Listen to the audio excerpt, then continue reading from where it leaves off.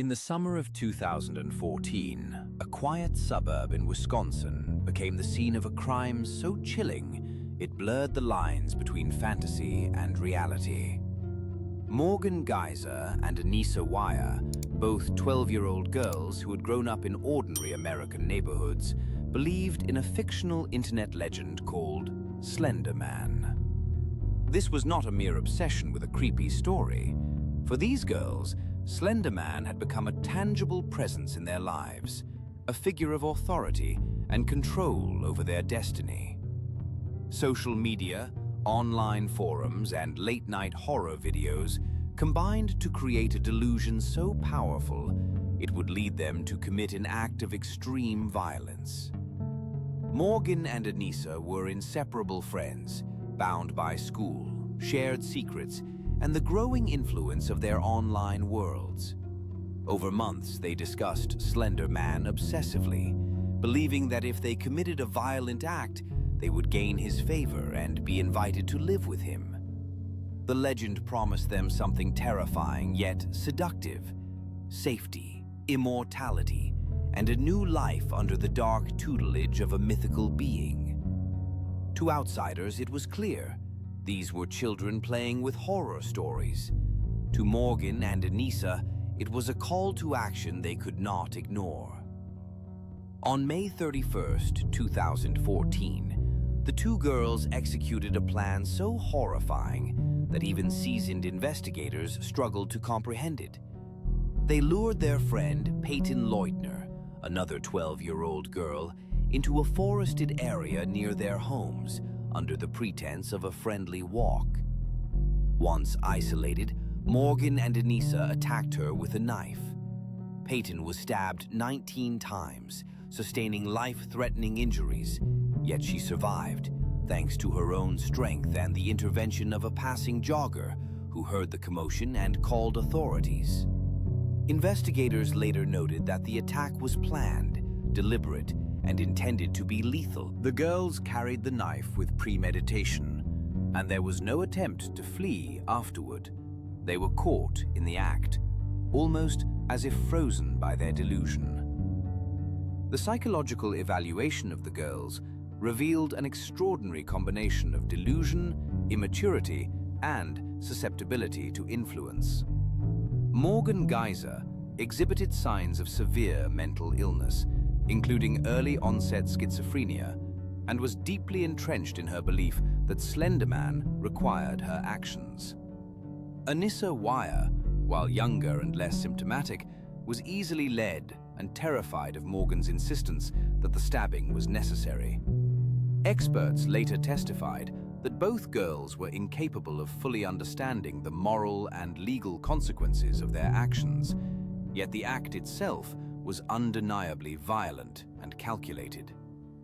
The trial and subsequent legal proceedings reflected the complexity of prosecuting minors in cases of extreme violence influenced by delusions. Morgan Geyser was found guilty, but committed to a psychiatric institution, where she was to receive treatment for decades, effectively a life sentence in secure mental health care.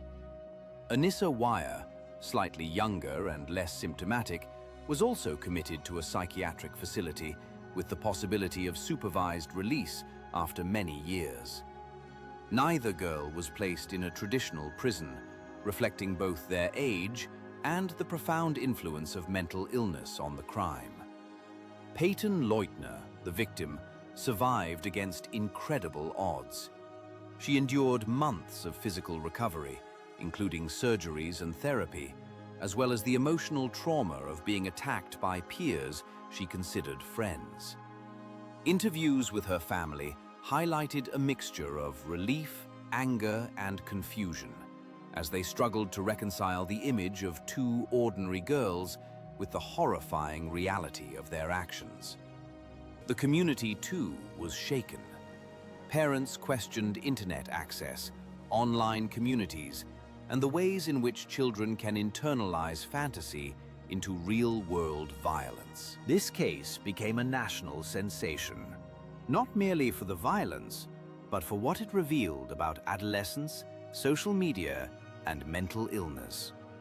Psychologists debated endlessly. Were these girls monsters, victims, or both? The Slenderman stabbing highlighted the danger of immersive online cultures when combined with young minds susceptible to delusion and peer influence. It also raised questions about the capacity for rehabilitation, as the psychiatric facilities housing Morgan and Anissa were tasked not just with containment, but with treatment aimed at eventual reintegration, though decades away. The horror of the Slenderman stabbing lies not only in the act itself, but in the eerie normality of the perpetrators. School photographs show smiling faces, ordinary clothing, hair ribbons in place, eyes full of youthful innocence. Yet beneath that facade were two girls capable of planning and attempting murder, motivated by belief in a fictional figure. It is a story that challenges our assumptions about age, morality, and the blurred boundaries between fantasy and reality. The case stands as a grim reminder. Evil does not always announce itself with a menacing glare. Sometimes it whispers in a bedroom, behind a screen, and hides in the minds of those we least suspect. In the aftermath, schools, communities, and psychologists examined how such a tragedy could happen. Curriculum adjustments, digital literacy programs, and parental monitoring became hot topics, but the central mystery remained. Why did these two girls take the legend so literally? The answer is complex, involving brain development, mental illness, social pressure, and the intoxicating allure of myth. Morgan and Anissa's actions shocked a nation, but they also forced society to confront uncomfortable truths about adolescence, responsibility, and the power of stories to shape real-world behavior. Decades from now, when people speak of teenage crime, the Slenderman stabbing will inevitably surface, not just as a cautionary tale, but as a perplexing intersection of youth, belief, and violence. Peyton Leutner survived, her life irrevocably changed, but a warning to all remains. Even the most innocuous-seeming obsession can turn lethal under the right or wrong circumstances. And sometimes, the monsters we fear most are not under the bed, but sitting beside us in school, eyes wide, waiting for a legend to demand action. In 2014, the tragic death of Conrad Roy shocked the nation, not for the brutality of a physical attack, but for the eerie influence one teenager could have over another. Michelle Carter, 17 at the time, did not wield a weapon, nor did she physically harm Conrad. Yet her actions, words, and messages would ultimately be legally recognized as a form of lethal control. This case, often described as texting homicide, redefined the boundaries of criminal responsibility, illustrating how persuasion and manipulation could lead to death even without direct violence. Michelle and Conrad had known each other from school and through shared social circles in Massachusetts. Conrad, 20-year-old at the time of his death, struggled with depression, low self-esteem, and chronic anxiety. Friends and family described him as intelligent and kind, yet painfully insecure and emotionally vulnerable. Michelle, by contrast, was confident, assertive, and highly influential in her peer group. Their relationship, romantic and complex, quickly became emotionally intense, with Michelle taking on a controlling role, consciously or not, in Conrad's life. The sequence of events that led to Conrad's death began with his long-standing struggle with mental health. He had previously contemplated suicide and attempted to find ways to escape his perceived failures and social anxieties. During this period, Michelle became a constant presence in his life. Through a series of text messages, phone calls, and in-person conversations, she gradually exerted influence over his decisions. Initially, these messages were typical of teenage couples, supportive and affectionate, but they took a dark turn as Conrad expressed suicidal thoughts. Rather than seeking help, Michelle's responses increasingly encouraged fatal action. On July 13, 2014, Conrad Roy entered his truck with a hose attached to the exhaust pipe, planning to take his life by carbon monoxide poisoning. Text messages between him and Michelle reveal a disturbing dialogue. Conrad expressed fear, hesitation, and a desire to live, yet Michelle persistently instructed him to proceed. In one message, she told him that if he did not go through with it, he would never be happy, framing the act as both inevitable and necessary. Her texts were not merely supportive, they were coercive, manipulative, and unrelenting. Conrad was 18 minutes from his death when Michelle instructed him to return to the truck if he left, essentially directing him back to the fatal act. Investigators recovered a trove of digital evidence that laid bare the psychological pressure Michelle exerted. Text logs, chat histories, and voicemail messages painted a picture of a young woman capable of calculated persuasion. She monitored Conrad's hesitation, responded to every doubt, and framed the suicide as a solution not just to his pain, but to the perceived problems in their relationship. In court, prosecutors emphasized that Michelle was aware of the fatal risk and that her messages were instrumental in his death. Defense attorneys argued that Conrad had agency and that Michelle's texts were not a legal cause of death, framing it instead as a tragic consequence of his mental illness. The trial was unprecedented in many ways. Legal scholars debated whether words alone could constitute manslaughter. The jury was presented with an extensive collection of evidence showing that Michelle had encouraged Conrad multiple times over months. Her tone shifted from supportive to commanding, blurring the line between persuasion and direct instruction. Psychiatric experts analyzed her behavior, discussing adolescent development, empathy deficits, and the effects of impulsivity in teenagers. Michelle, throughout much of the investigation and trial, remained seemingly unshaken, offering little public remorse, though privately expressing sadness at the outcome. Ultimately, the court convicted Michelle Carter of involuntary manslaughter. She was sentenced to 15 months in a juvenile detention facility, with credit for time already served and some probationary conditions after release. The verdict was widely covered in the media, polarizing public opinion. Some viewed her as a manipulative, dangerous individual who weaponized her influence over a vulnerable young man. Others questioned whether a 17-year-old could truly comprehend the consequences of her words or bear full legal responsibility for another's actions. The case sparked national and international discussion about the role of digital communication in criminal activity. Psychologists, sociologists, and educators examined the moral and ethical responsibilities of teenagers, the dangers of coercion, and the evolving legal interpretations of intent in the age of instant messaging. Many parents, teachers, and students reconsidered the impact of online conversations, peer influence, and mental health support in preventing similar tragedies. For Conrad Roy's family, the loss was devastating and compounded by the public spectacle of the trial. They emphasized that the central tragedy was not Michelle's individual character, but the combination of factors: Conrad's mental vulnerability, the social pressures he experienced, and the unchecked influence Michelle exerted.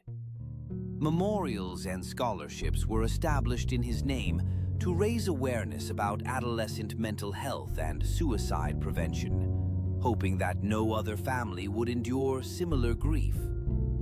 From a criminal justice perspective, Michelle Carter's case remains a touchstone for discussions about causation, intent, and teenage psychology.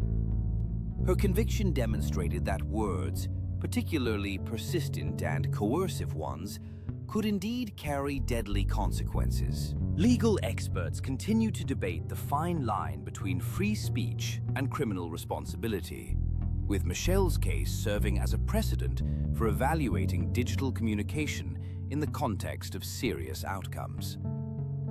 The story is also a haunting study of adolescent dynamics.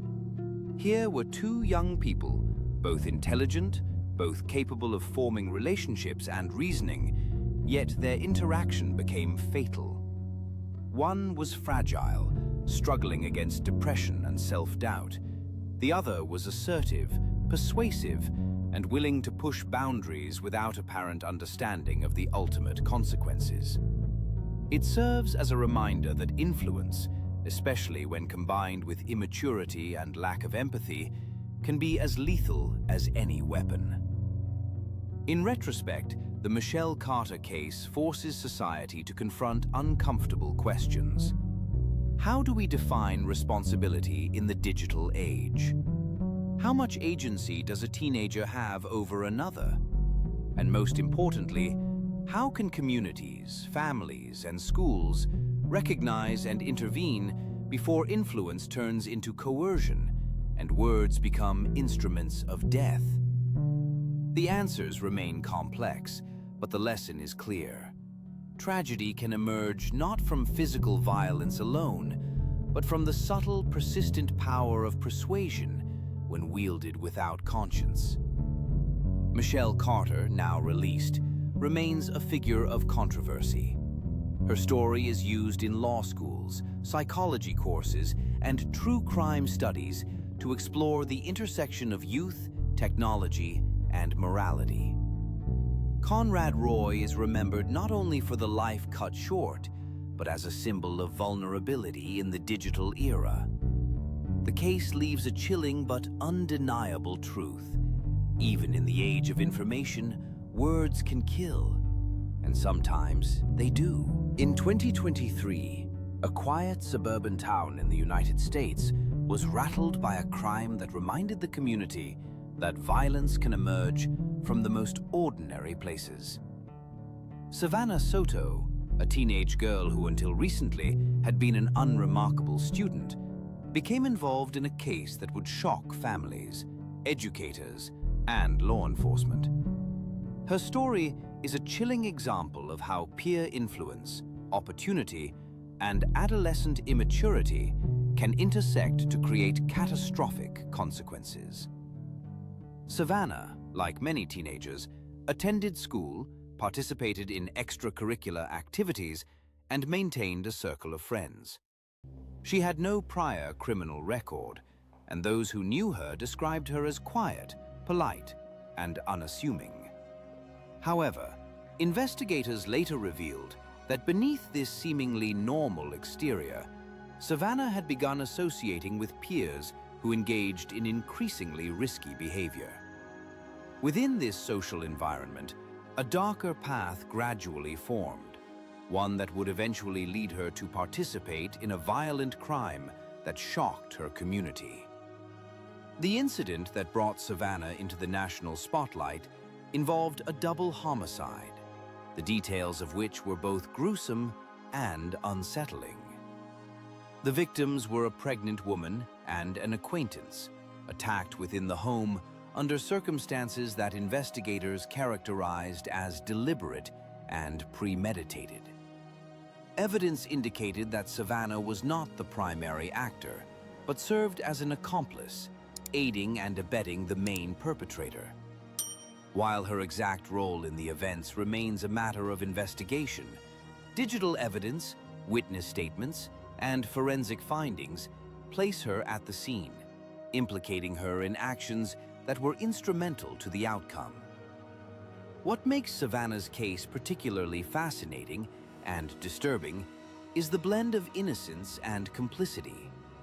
On the surface, she remained a typical teenager, attending classes, scrolling through social media, texting friends. Yet behind closed doors, she became entangled in a plot that would result in the violent deaths of 2 individuals.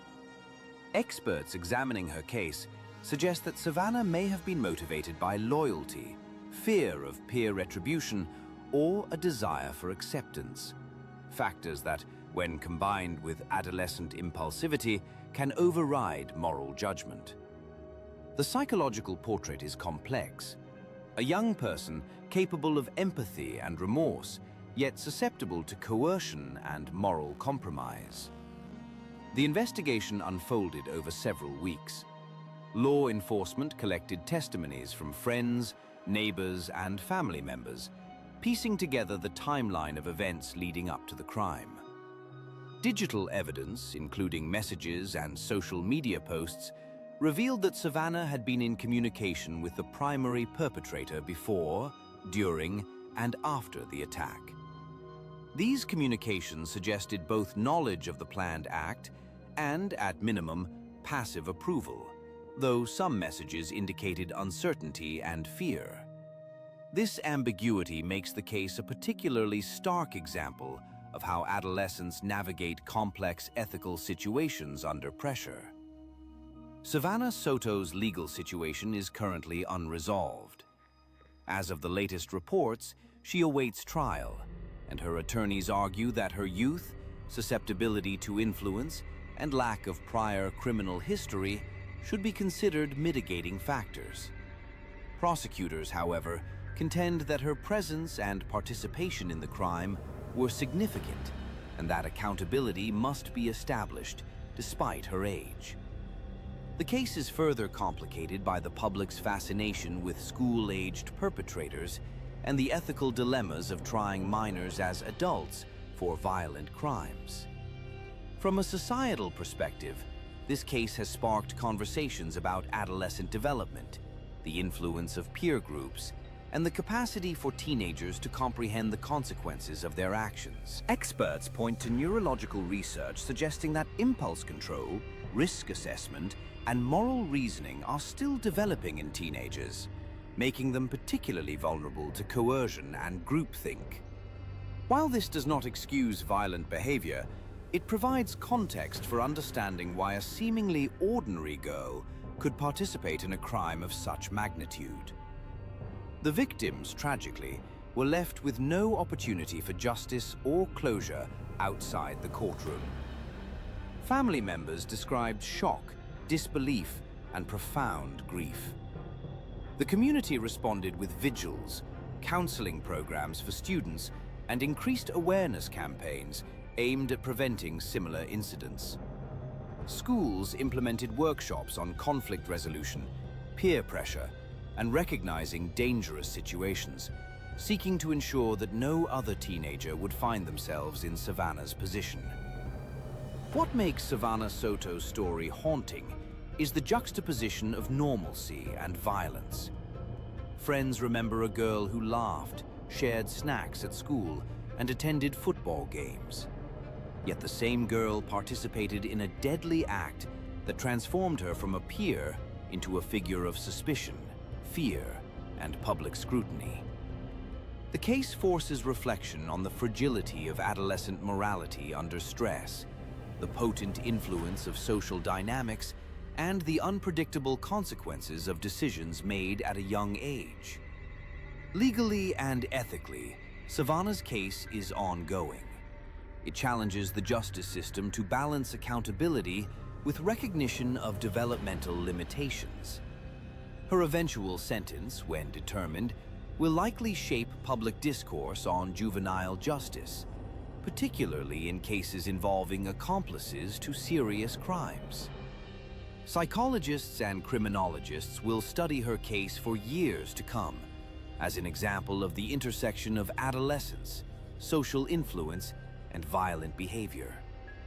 In the end, Savanah Soto's story is a sobering reminder that appearances can be deceiving. The girl sitting next to you in class, chatting over lunch, or laughing in the hallway may not be entirely what she seems. And while society must avoid demonizing all teenagers for the mistakes of a few, Cases like this one underscore the importance of vigilance, support, and guidance during the critical years of adolescent development. Savanah's path may yet be redirected through the justice system, education, and rehabilitation, but the shadow of her actions will linger for the victims, the community, and the broader conversation about youth and violence. In 1984, a quiet suburb of Orinda, California, became the stage for a shocking teenage crime that would haunt the community for decades. The victim was Kirsten Costas, a 15-year-old high school student admired for her beauty, charm, and social popularity. She was the kind of girl who seemed to have everything going for her: good grades, friends, and an active social life. Yet her life was tragically cut short by someone who, on the surface, appeared to be her peer, her friend, her classmate, Bernadette Protti. Bernadette, also 15, was not part of the popular clique that Kirsten led. She was quieter, more reserved, and often described as socially awkward. The tension between Bernadette and Kirsten had been simmering for years, fueled by jealousy, insecurity, and a longing for acceptance. While Kirsten's popularity opened doors, it seemed to Bernadette that it also cast a shadow over her own life, highlighting what she perceived as her inadequacies. These feelings, combined with the pressures of adolescence, eventually escalated into a dark, fatal act. The day of the murder, June 23, 1984, started like any other for Kirsten Costas. She had attended classes, interacted with friends, and returned home with plans for the evening. Bernadette, meanwhile, had carefully plotted a confrontation. What began as a seemingly casual meeting escalated rapidly. Bernadette lured Kirsten into a private area near the high school under the pretense of a friendly discussion, ostensibly to reconcile perceived slights and talk things out. Once alone, the conversation quickly turned heated, revealing the depth of Bernadette's envy and resentment.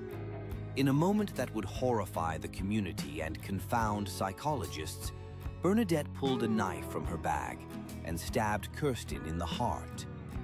The attack was sudden, precise, and deadly. Kirsten, caught completely off guard, had no chance to defend herself. Witnesses later reported hearing screams, though the isolated location meant that no immediate help could reach her. The murder was not impulsive in the way typical teenage altercations are. It was an act of calculation, driven by jealousy and pent-up anger. Bernadette then fled the scene, leaving Kirsten to collapse and die alone, a victim of both circumstance and deep-seated adolescent malice. The investigation unfolded quickly. Authorities were puzzled, as no one initially had a clear motive, and Bernadette maintained a facade of normalcy. Friends and classmates were shocked. Kirsten had seemed like a girl with no enemies, a bright star in her social sphere. Forensic evidence and careful police work gradually pointed toward Bernadette, who eventually confessed after interrogation. Her confession revealed a disturbing blend of remorse and rationalization. She admitted to the stabbing, but tried to downplay the premeditation, claiming the act was a moment of impulsive rage, though investigators and psychologists noted the months of simmering resentment and planning that preceded the fatal encounter. The trial of Bernadette Protti gripped the nation. Media coverage highlighted the story as an archetype of teenage envy gone deadly, drawing comparisons to other high-profile cases of adolescent violence. The courtroom saw detailed testimonies describing the events of the day, the history of social tension, and the psychological factors at play.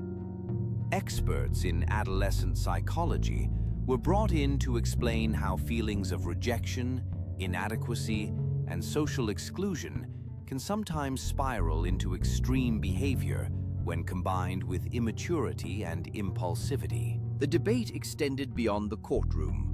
How could a seemingly ordinary teenager commit murder, and what warning signs had been missed by family, friends, and educators? Bernadette was ultimately convicted of second-degree murder and sentenced to 9 years in prison, a sentence reflective of both her age and the nature of the crime. While incarcerated, she received counseling and educational programs aimed at rehabilitation, recognizing that she was still developing both emotionally and cognitively. The community grappled with the duality of punishment and the hope for reform, understanding that Bernadette, like Kirsten, was a product of her environment in many ways, though her choices had fatal consequences. For Kirsten's family, the impact was devastating and lifelong. Parents described the unbearable pain of losing a child to someone so close in age, a peer who could have been a friend instead of a killer. Memorials were established in her name, scholarships awarded to honor her memory, and her story became a cautionary tale about the hidden dangers of envy, social pressure, and adolescent impulsivity. Friends and classmates struggled to reconcile the image of a vibrant, beloved teenager with the violent act committed by someone they knew and, in many ways, trusted. Psychologists later reflected on the case as an example of adolescent identity crises amplified by social hierarchies in high schools. Bernadette's jealousy was not simply personal but structural, reflecting the ways teenage girls navigate popularity, friendship, and perceived social worth.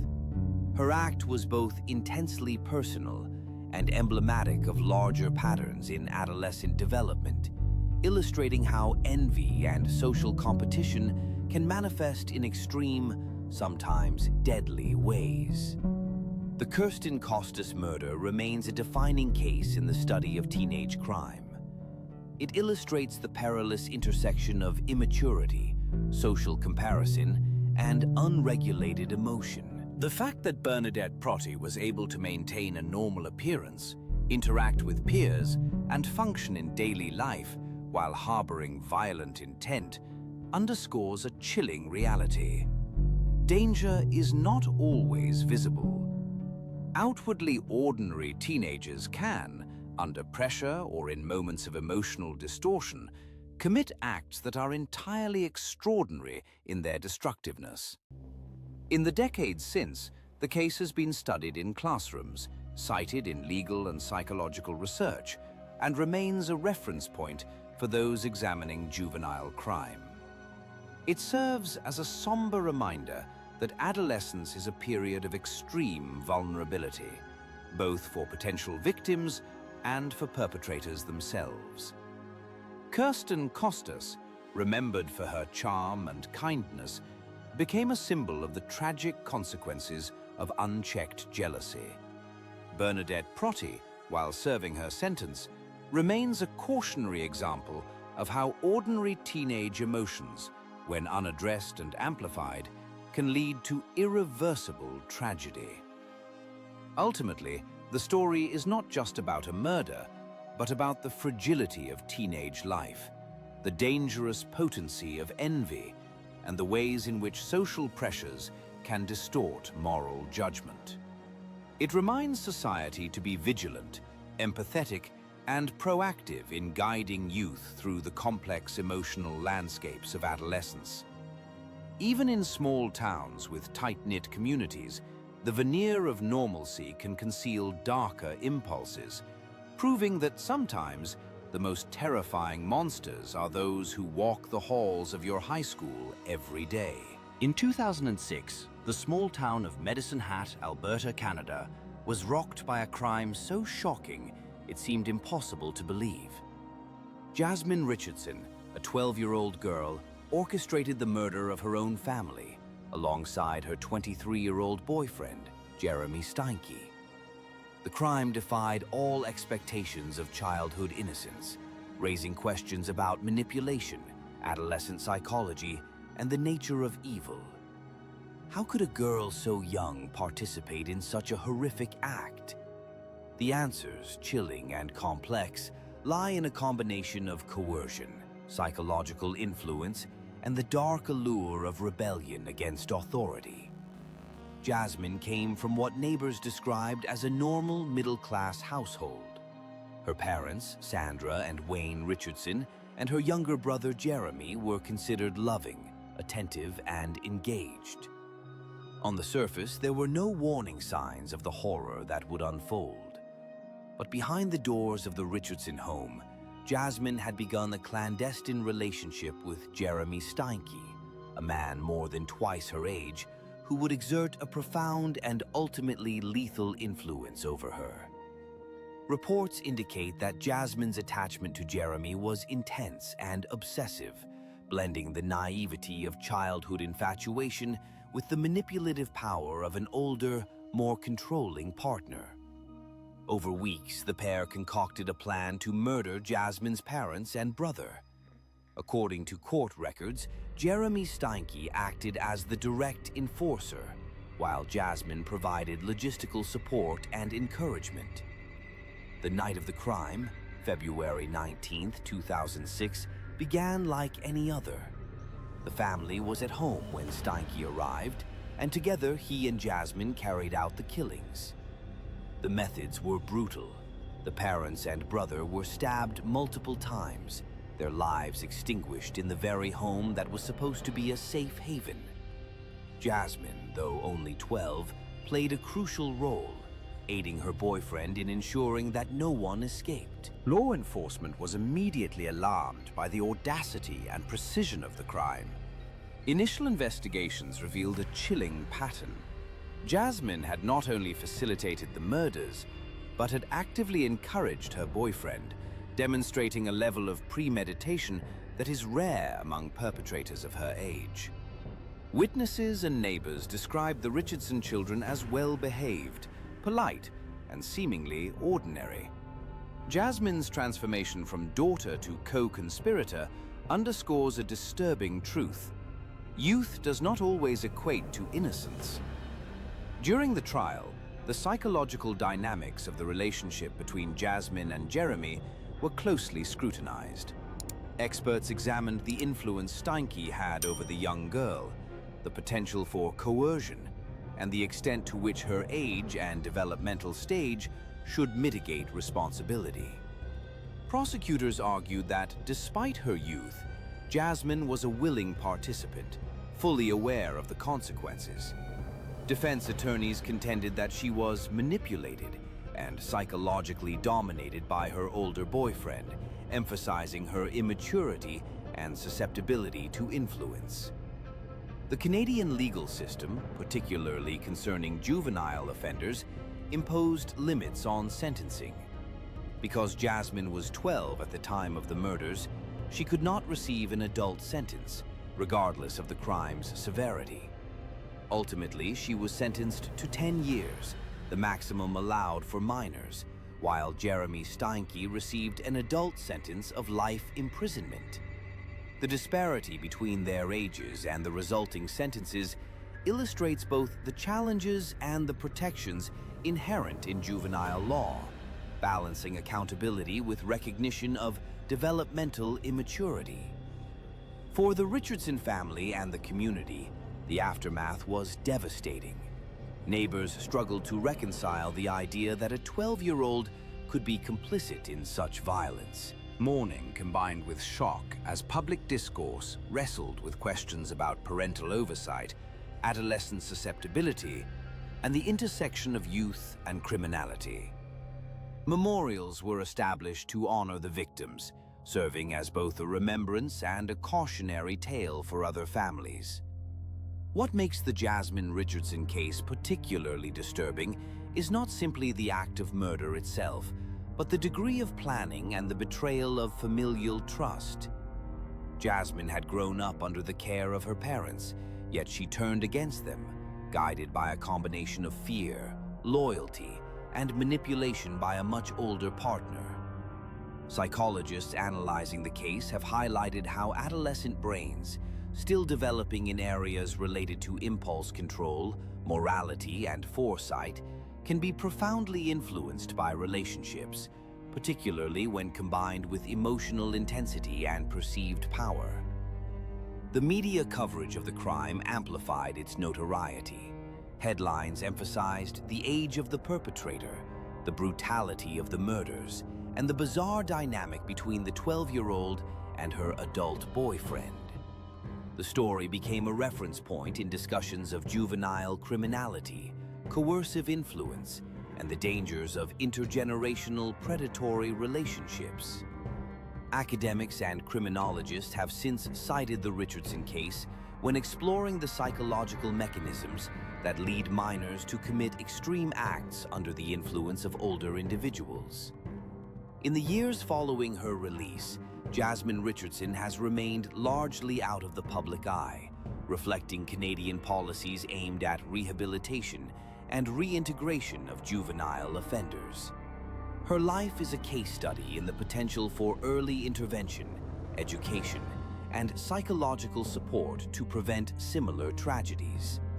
Yet the shadow of her crimes persists, a reminder that even the youngest individuals can be drawn into acts of unimaginable violence when exposed to coercion, manipulation, and toxic relationships. The story of Jasmine Richardson and Jeremy Steinke serves as a stark illustration of how ordinary lives can be disrupted by extraordinary evil, and how age alone does not immunize against participation in horrific acts. For communities, families, and policymakers, it emphasizes the need for vigilance, awareness of psychological manipulation, and understanding of adolescent development. Most importantly, it reminds us that even in small, seemingly safe towns, danger can emerge from within the household, and innocence can be tragically compromised at a tender age. The case leaves enduring questions for society. How can minors be both held accountable and recognized as vulnerable to manipulation? What role should parental oversight, school intervention, and community vigilance play in preventing such outcomes? And perhaps most poignantly, how can society balance punishment, rehabilitation, and protection when the perpetrator is a child, capable of both innocence and complicity in horror? In 2011, Florida witnessed a chilling example of teenage violence that highlighted the lethal potential of peer influence and jealousy. Amber Wright, just 15 years old, orchestrated a plan that led to the death of her former boyfriend, a 17-year-old boy named John, in a case that shocked the community and raised questions about adolescent morality and manipulation. What makes this crime particularly disturbing is the combination of premeditation, teenage ambition, and the involvement of multiple adolescents in an act of extreme violence. Amber Wright was not an isolated case of teenage anger. She exemplified how ordinary adolescents can be drawn into deadly schemes under the right conditions. Amber grew up in a seemingly typical Florida suburb. She attended school, had friends, and engaged in normal teenage activities. But beneath her outwardly ordinary life were signs of possessiveness, jealousy, and a desire to control her social environment. Her relationship with John had ended shortly before the crime, leaving her emotionally raw and vengeful. Rather than processing her feelings in a constructive way, Amber began plotting a lethal resolution, believing that eliminating John would solve her problems and restore a sense of control over her world. On the day of the crime, Amber lured John under the guise of reconciliation.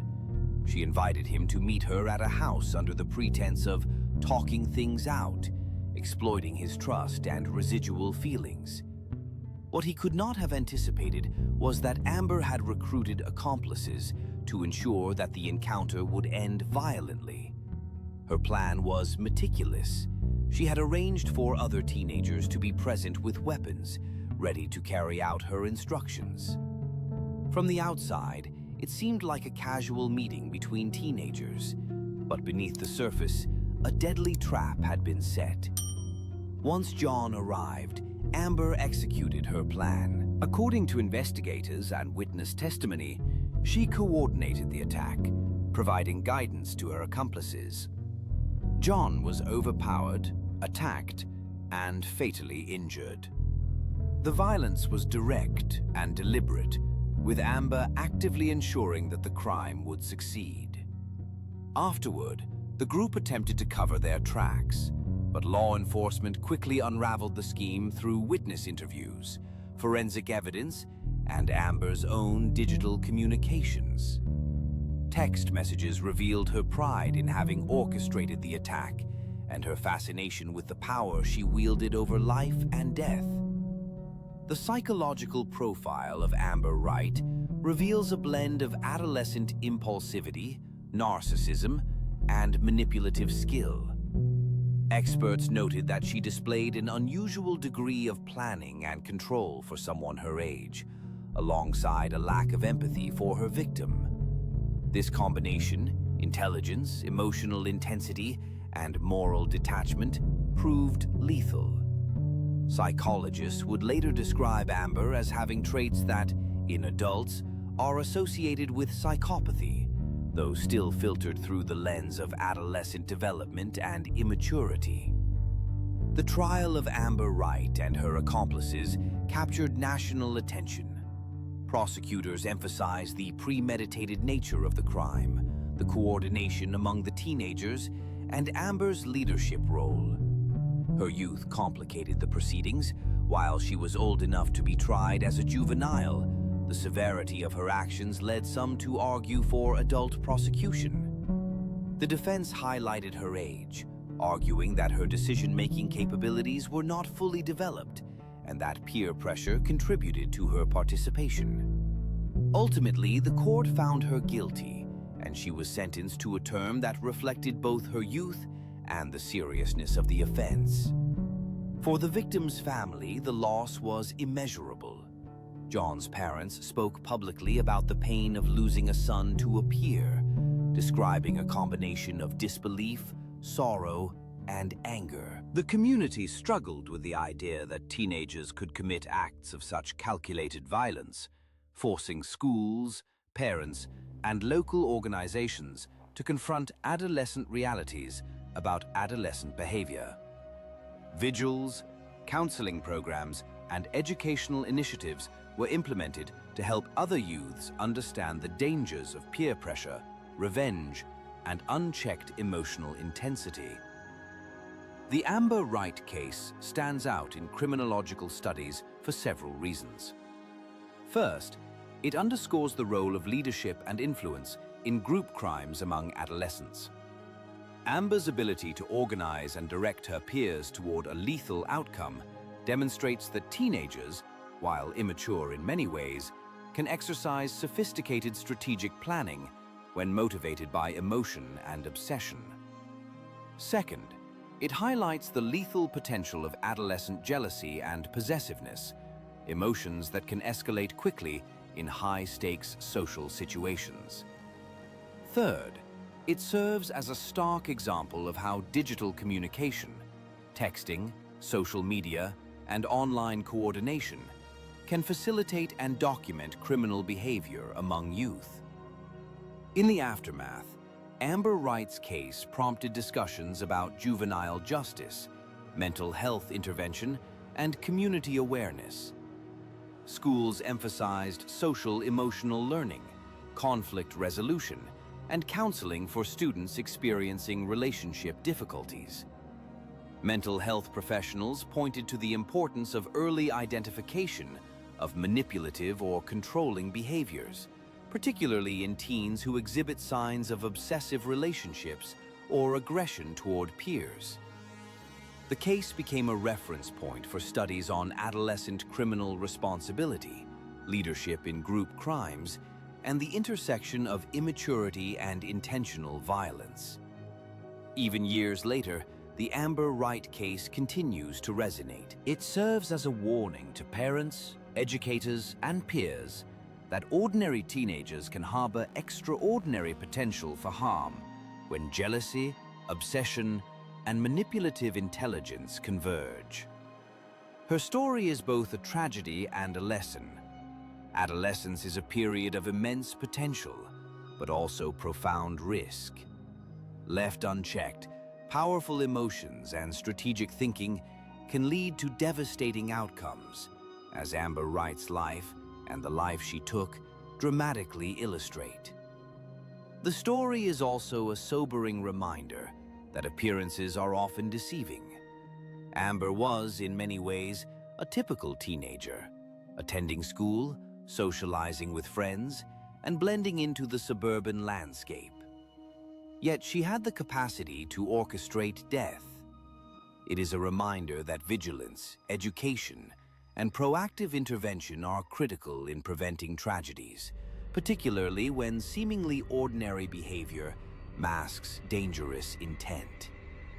Amber Wright's crime is a study in contradiction, youthfulness and innocence intertwined with calculated cruelty, resulting in a permanent scar on a community and a family that would never recover fully. In 2009, a quiet community in Florida became the setting for a crime that seemed ripped from a teenage drama, but ended in fatal tragedy. Rachel Wade, a 17-year-old girl, committed murder over a romantic rivalry, a stark reminder of how obsession, jealousy, and impulsive emotions can escalate into irreversible violence. What began as a love triangle between teenagers spiraled into a deadly encounter that would leave one young woman dead and an entire community shaken. Rachel Wade grew up in a suburban environment typical of many American teenagers. School, friends, social activities, and an emerging identity shaped by family and peer dynamics. Yet beneath this seemingly normal exterior, Rachel harbored intense jealousy toward her rival, Sarah Ludeman, an 18-year-old also involved with the same young man. Observers described Rachel as emotionally volatile, prone to mood swings, and intensely focused on her romantic interests. The rivalry with Sarah became an all-consuming fixation, feeding a cycle of resentment, planning, and anticipation of confrontation. The events that culminated in Sarah's death began with escalating tension. Rachel had sent numerous messages warning, threatening, and attempting to provoke encounters. On July 23, 2009, the confrontation reached a deadly peak. According to court records and witness testimony, Rachel lured Sarah to a residential area under the pretense of talking things out, confronting her in a moment charged with emotion and prior planning. The interaction quickly escalated into a physical struggle, during which Rachel stabbed Sarah in the chest with a knife, puncturing the heart. Witnesses described the scene as chaotic and terrifying, with bystanders struggling to intervene in time to prevent the fatal outcome. The murder was shocking, not only for its brutality, but for the emotional intensity that fueled it. Rachel's actions were neither accidental nor entirely impulsive. They were the result of weeks of building resentment, obsession, and emotional fixation. Experts analyzing her behavior highlighted the developmental factors at play. Adolescents' emotional regulation is still maturing, and under extreme stress or emotional intensity, decisions can be dangerously short-sighted. Rachel's fixation on her perceived romantic loss overrode moral reasoning, empathy, and fear of consequences. During the investigation, authorities collected both physical evidence and digital communication records, revealing Rachel's premeditation and obsessive attention to the rivalry. Messages to friends and family illustrated her focus on Sarah and her determination to confront her rival, demonstrating a chilling combination of planning, justification, and emotional detachment. This evidence became pivotal during the trial, shaping the prosecution's argument that Rachel had acted with intent and malice, rather than as the result of a momentary lapse or self-defense. The trial was highly publicized, reflecting society's fascination with teenage crime and romantic rivalry. Psychologists and legal experts were brought in to testify about adolescent development, impulsivity, and emotional regulation, emphasizing that while Rachel was still a minor, she was capable of understanding the difference between right and wrong. Friends and acquaintances described her as a typical teenager with underlying issues, illustrating the contrast between ordinary adolescent life and extraordinary violent behavior. Ultimately, Rachel Wade was convicted of second-degree murder and sentenced to life in prison, with eligibility for parole after 25 years. The sentence reflected both the severity of the crime and recognition of her youth at the time of the act. While the law acknowledged her age, it also emphasized the need for accountability in cases where premeditation, violence, and intent converge. For the victim, Sarah Ludeman, the loss was absolute. Her family described the overwhelming grief of losing a child in such a preventable and senseless way. Friends and the broader community struggled with anger, disbelief, and the haunting realization that adolescent emotions could escalate into lethal action. Memorials and scholarships were established to honor Sarah's memory, serving as reminders of the fragility of life and the consequences of unchecked jealousy and obsession. The Rachel Wade case also sparked discussions about adolescent behavior, romantic rivalry, and violence prevention. Educators, counselors, and parents examined warning signs of extreme jealousy, coercive behavior, and escalating conflict among teens, advocating for earlier intervention, emotional literacy programs, and conflict resolution training. The case became a reference point in studies of teenage crime, illustrating how a combination of emotional intensity, preoccupation with social relationships, and access to means can result in fatal outcomes. Psychologically, Rachel's actions offer insight into adolescent impulsivity compounded by obsessive thinking. Adolescents are still developing the parts of the brain responsible for risk assessment, empathy, and long-term planning. When intense emotions dominate, judgment can become clouded, and moral reasoning may be temporarily suspended. Rachel's fixation on a romantic rivalry turned a normal conflict into a lethal encounter, highlighting the dangerous potential of emotional obsession in teenagers. The tragedy of the Rachel Wade case lies not only in the loss of life, but in the preventability of the event. Warning signs, escalating threats, and social dynamics all indicated that intervention might have altered the outcome. Yet, like many adolescent crimes, the combination of impulsivity, obsession, and opportunity created a situation where tragedy became inevitable. For communities, the case serves as a stark reminder of the need for vigilance, support systems, and open communication to prevent young people from acting on destructive impulses. Years later, Rachel Wade remains incarcerated, serving her sentence and confronting the lifelong consequences of her actions. Her story continues to be cited in legal, psychological, and sociological studies of teenage crime, particularly cases fueled by jealousy, romantic rivalry, and adolescent impulsivity. The case underscores the broader societal challenge of understanding teenage behavior, providing guidance and mitigating risk, while also grappling with the limits of accountability in young offenders. Ultimately, the Rachel Wade case is a chilling testament to the destructive power of adolescent emotions when combined with poor judgment and opportunity. It reveals how ordinary teenagers can become perpetrators of extraordinary violence under circumstances shaped by obsession, jealousy, and a failure to regulate intense emotions.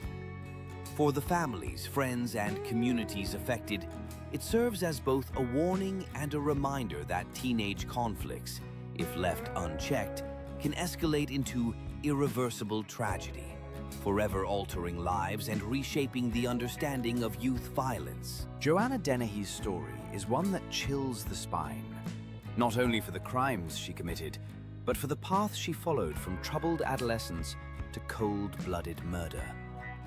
Born in 1982 in Luton, England, Joanna's early life was marked by instability, neglect, and emotional turmoil. By the time she was a teenager, she exhibited behaviors that hinted at a dark potential: violent outbursts, aggression toward peers, and an unsettling fascination with intimidation.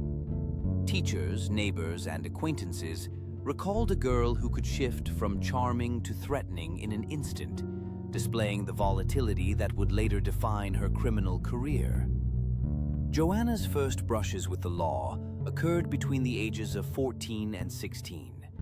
She was arrested multiple times for theft, assault, and petty criminality.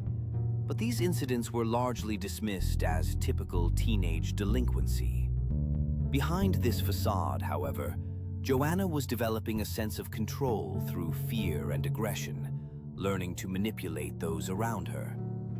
Friends and family reported that she seemed to enjoy the power that intimidation brought, whether through verbal threats, physical dominance, or social coercion.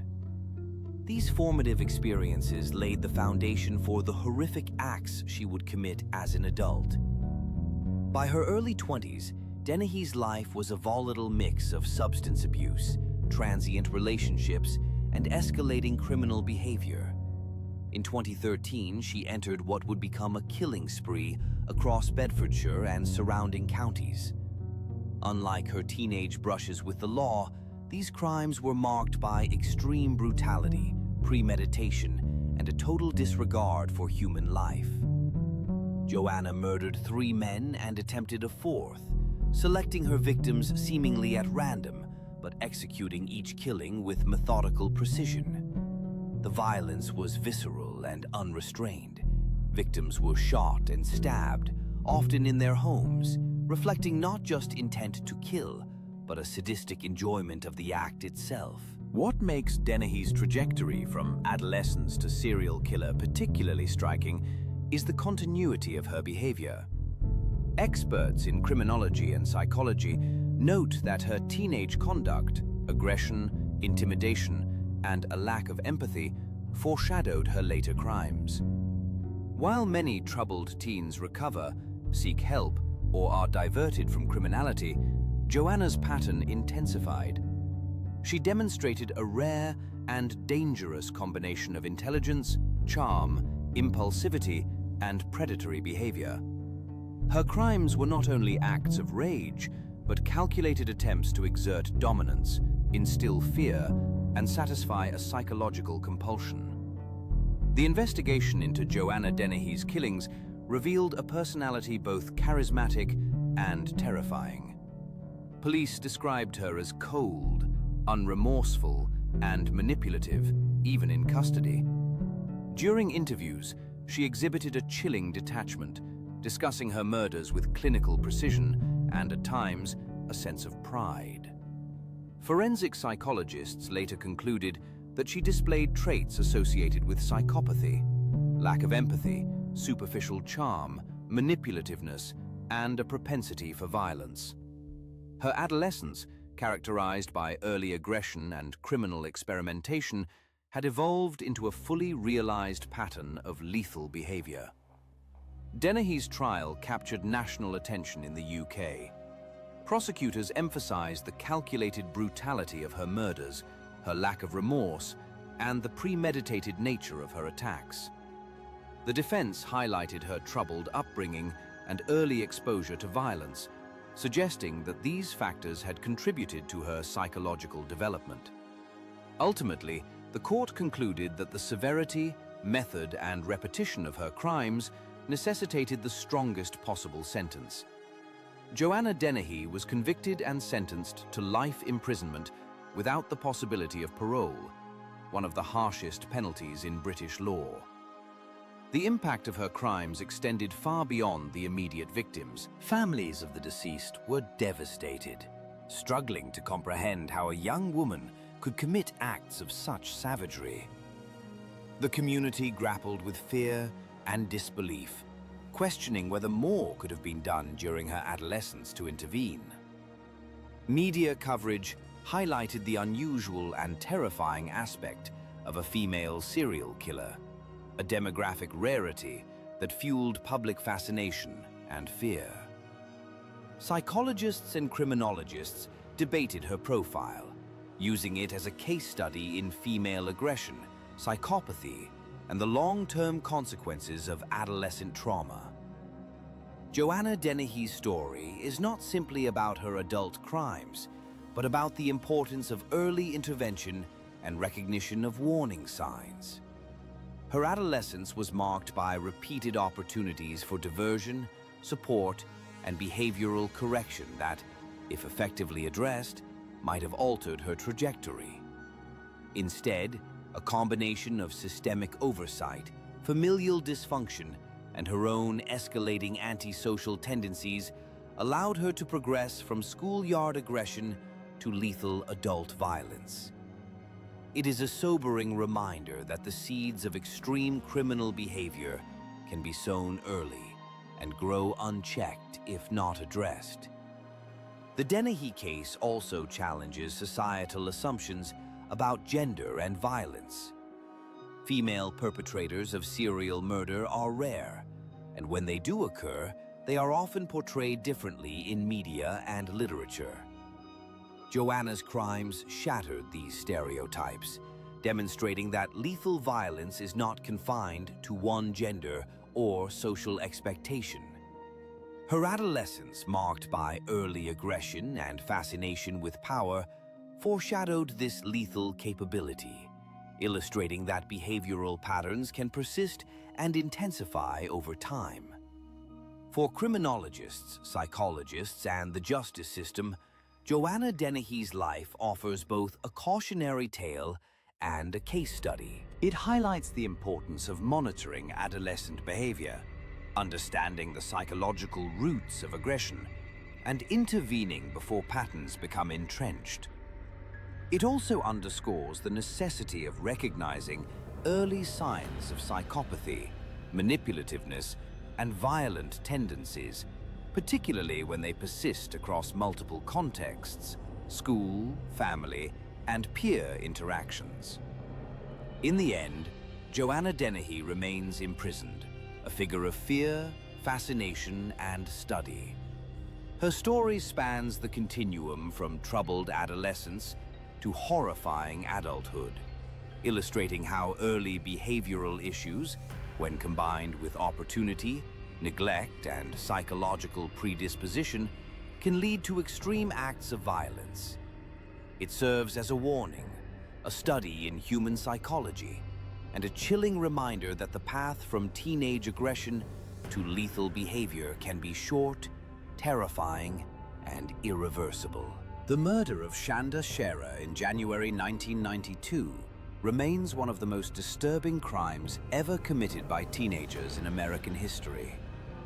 It began not with violence, but with something painfully ordinary: adolescent jealousy. Shanda Sharer was a shy, soft-spoken 12-year-old girl from Madison, Indiana. She loved her friends, wore oversized sweaters, and was trying to figure out her identity in a small Midwestern town where rumors traveled faster than truth. Her life crossed fatally with that of 16-year-old Melinda Loveless, a girl known for her explosive temper, criminal behavior, and controlling relationships. Shanda had briefly been involved with another girl, Amanda Heverin, who previously dated Melinda. When Melinda discovered that Shanda and Amanda were seeing each other, something dark took root inside her. Friends later said Melinda spoke about revenge for weeks. She didn't want to fight. She wanted punishment.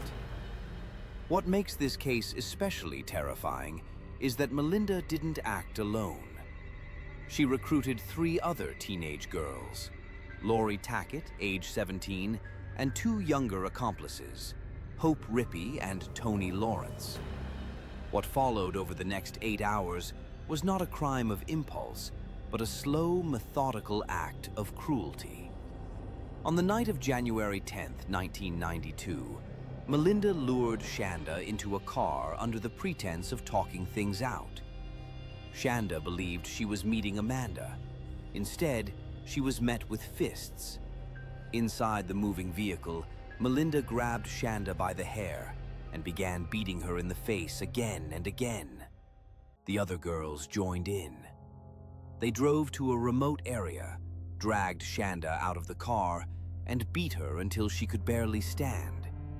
Then, instead of stopping, they got back into the car and continued driving, with Shanda inside, to prolong her terror. Over the next several hours, the girls drove to multiple isolated locations. At each stop, Shanda was pulled from the car and tortured. She was punched, kicked, stabbed with knives and sharp objects. At one point, they tried to slit her throat, but the blade was too dull to finish the job. Shanda begged for her life. According to later testimony, she screamed, "Mummy!" while being attacked. Her attackers mocked her. They laughed. They discussed what to do next, as though they were bored on a road trip. The violence escalated into something almost unimaginable. They poured gasoline on Shanda and set her on fire. The flames burned her face, her legs, her back. The girls panicked briefly when Shanda didn't die immediately.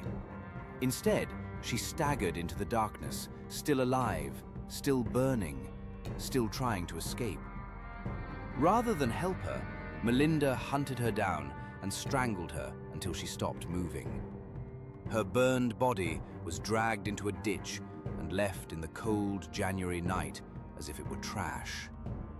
The next morning, a passing motorist noticed something in the roadside ditch that looked like a pile of clothing. It was Shanda's remains. Dental records were required to identify her. The injuries were so severe that even hardened investigators struggled to process what they saw. This was not an accident. This was prolonged torture inflicted by teenagers on a child. At first, Melinda Loveless attempted to cover her tracks by spreading rumors that Shanda had run away. But the story unraveled quickly. One of the accomplices, overwhelmed by guilt and fear, eventually came forward.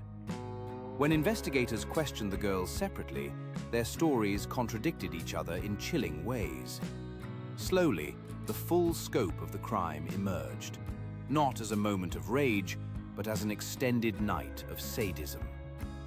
During the trial, the courtroom heard graphic details no jury should ever have to absorb. Testimony revealed that Melinda had expressed hatred and jealousy toward Shanda for weeks, even bragging that she would teach her a lesson. Psychologists described Melinda as violent, manipulative, and remorseless. Lori Tackett was portrayed as unstable and eager to please. The 2 younger girls were depicted as followers, terrified of Melinda, yet still active participants in cruelty. The defense tried to shift blame, each girl pointing to the others, but the evidence was overwhelming. Melinda Loveless was convicted of murder and sentenced to 60 years in prison. Lori Tackett received 60 years as well, initially convicted of murder, later reduced to voluntary manslaughter. Hope Rippey and Tony Lawrence, being younger and less directly responsible for the killing itself, received reduced sentences and were eventually released.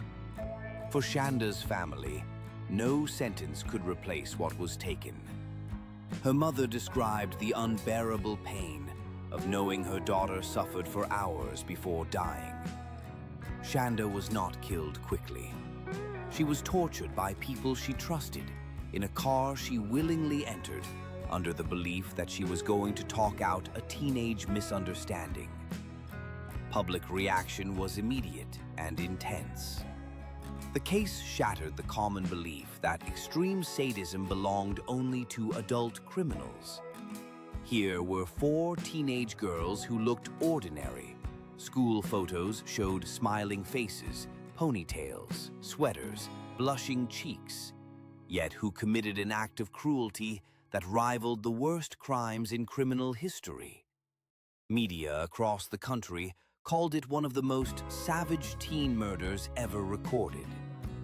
What makes the Shanda Sharer case continue to haunt people is not only the violence, but the motivation. There was no money, no drugs, no survival instinct, only jealousy, obsession, and a growing need for control. It exposed an uncomfortable truth. Sometimes the most horrifying monsters do not hide in dark alleys. They sit in classrooms. Today, Melinda Loveless remains in prison, her parole repeatedly denied. Lori Tackett later died in prison after years of mental illness and deteriorating health. The other accomplices live with new identities outside the spotlight. Shanda Sharer, eternally 12, is remembered through memorials and true crime history as a symbol of innocence destroyed by teenage cruelty.